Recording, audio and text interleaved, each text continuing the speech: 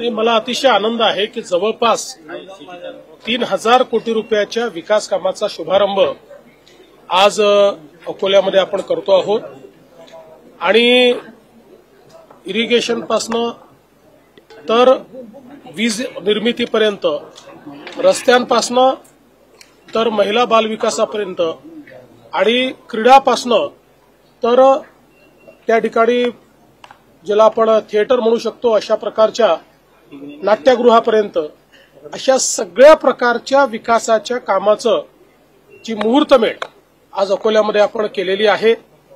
मी अकोल्याचे खासदार अनुपभाऊ धोत्रे, आमदार रणधीरभाऊ सावरकर आणि आमचे सर्व जिल्ह्यातले जे आमदार आहेत, प्रकाशभाऊ असतील किंवा हरिभाऊ असतील, सगळ्यांचं अतिशय मनापासून मी अभिनंदन करतो की या ठिकाणी या सगळ्यांच्या प्रयत्नातून महाराष्ट्र सरकारने खूप मोठ्या प्रमाणात जिल्ह्याच्या विकासाकरता निधी दिलेला आहे आणि याही पुढे असाच निधी दिला जाणार आहे। सर, बच्चू कडूंचं जे आंदोलन आहे ते म्हणजे स्थगित करण्यासाठी किंवा त्यासाठी काय प्रयत्न चालू आहे? 4 किलो वजन घटलेलं आहे। पालकमंत्री चंद्रशेखर बावनकुळेजी हे संपर्कामध्ये आहेत प्रशासनाच्या आणि ते प्रशासनाच्या माध्यमातून त्यांच्याशी जो काही त्यांचा डायलॉग आहे तो चाललेला आहे, त्यामुळे निश्चितपणे त्या संदर्भात पालकमंत्री चंद्रशेखर बावनकुळेजी लक्ष घालतील। सर, मुंबईच्या लोकलच्या संदर्भात आज केंद्राची एक बैठक होणार आहे। मुंबईच्या लोकल ट्रेनच्या संदर्भात केंद्राची बैठक होणार, यात कोणते निर्णय अपेक्षित आहेत? मला असं वाटतं की चांगले निर्णय त्याच्यामध्ये होतील, कारण सविस्तर माझ्याशी केंद्रीय रेल्वे मंत्र्यांनी ज्या दिवशी अॅक्सिडेंट झाला त्या दिवशी चर्चा केली। विविध उपाययोजना काय असू शकतात या संदर्भात त्यांनी चर्चा केली। त्यामुळे मला असं वाटतं की आता त्यांचे निर्णय झाल्यानंतर आपल्याला ते समजतीलच, पण चांगले निर्णय होतील। सर, महापालिका निवडणुकीत आपली काय भूमिका असणार आहे? कारण नागपूर महापालिकेत भाजपने असं म्हटलंय की आम्ही स्वबळावर। असं आहे की भारतीय जनता पक्षामध्ये अशा प्रकारचा निर्णय करण्याचा अधिकार हा आमचे अध्यक्ष, कार्याध्यक्ष आणि आमचं जे इलेक्शन कमिटी त्यांना आहे, बाकी कोणालाही हा अधिकार नाही। आमची भूमिका पक्की आहे। महायुतीमध्ये आम्ही निवडणुका लढणार आहोत। एखाद्या ठिकाणी जिथे शक्य नाही त्या ठिकाणी मैत्रीपूर्ण लढत होती। हो, संजय राठोड यांच्या खात्यात बदल्यांच्या याच्यात मोठा अनियमितता आहे असा आरोप होत आहे।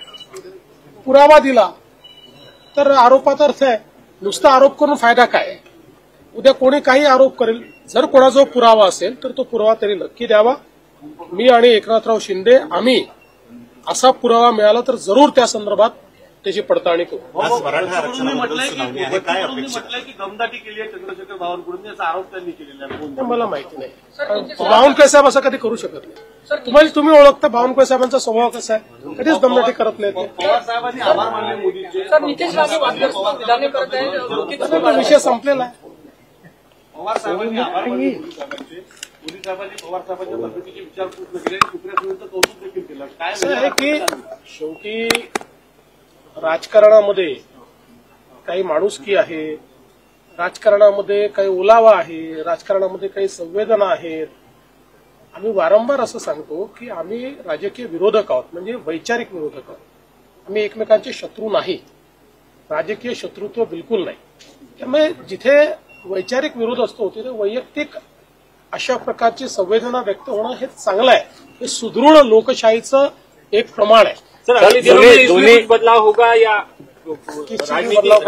राजनीति में कुछ फेरबदल होगी या फिर राजनीति में हर क्षण फेरबदल होते रहते हैं, लेकिन 5 साल तक हमारी सरकार रहने वाली है और हम तीनों साथ में रहने वाले हैं। सर, दोन्ही राष्ट्रवादी एकत्र येण्याची चर्चा चालू आहे, त्यासोबत दोन्ही ठाकरे एकत्र येण्याची चर्चा चालू आहे। भाजप याकडे कसं पाहतं? त्याच्यावर मी आधीच सांगितलं आहे, बेगानी शादी में अब्दुल्ला दिवाना मला व्हायचं नाही। सर, मराठा आरक्षणाबद्दल आज सुनावणी होते, काय अपेक्षा? आज सुनावणी नाही आहे, जी काही त्यांनी लिस्टिंग केलेलं आहे त्या लिस्टिंगमध्ये पुढचा टाइम टेबल काय असेल सुनावणीचा ते ठरवणार आहेत। आम्ही भक्कमपणे आपली बाजू मांडू आणि हा जो काही कायदा आम्ही तयार केलेला आहे, मला विश्वास आहे की आम्ही तो माननीय उच्च न्यायालयाच्या कसोटीवर आमचा कायदा हा वैध ठरेल अशा प्रकारचा आर्ग्युमेंट आम्ही त्या ठिकाणी करू। सर, वाघ्या कुत्र्याचा चाललंय आमचे आता अनुभव लागले आहेत मागे, आमचे त्यांना पूर्ण पाठिंबा आहे। त्यातल्या ज्या अडचणी आहेत त्या आपण दूर करतोय त्या करू. तर वाघ्या कुत्र्याचा प्रश्न आता पुन्हा तापलेला आहे. ब्रिगेडला परत पोलिसांनी नोटीस पाठवली आहे. मी तुम्हाला एक गोष्ट सांगू का, राज्यामध्ये खूप महत्वाचे प्रश्न आहेत.